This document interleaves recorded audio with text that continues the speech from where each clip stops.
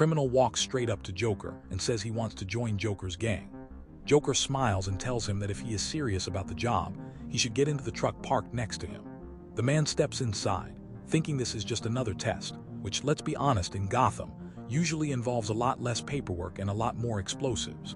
But within seconds, the truck suddenly starts moving on its own and heads directly toward a massive pit filled with molten metal. Instead of panicking, the man quickly reacts and grabs onto hanging chains above the pit, barely escaping before the truck drops into the liquid fire. Joker starts clapping and happily announces that the man has passed the first stage, because nothing says welcome to the team like almost melting your new hire. Without wasting time, Joker begins the second stage, which is a brutal fight against several of his own gang members.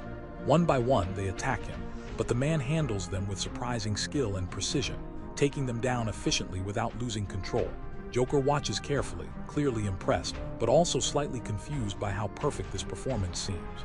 He walks up to the man and asks his name, and the man calmly replies that his name is Lester Kurtz. After checking his criminal record and seeing a long list of crimes, Gotham HR works fast, folks.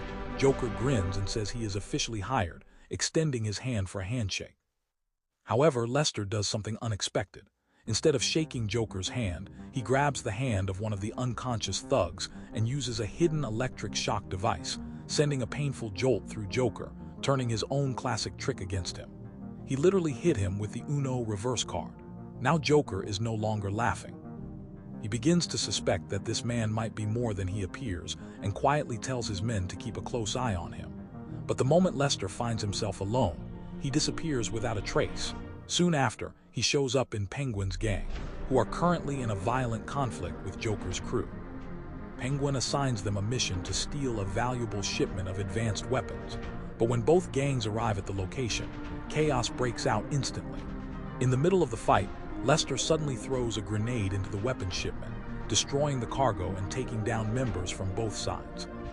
As the smoke clears and the remaining criminals try to understand what just happened, Lester quickly neutralizes the last few men standing.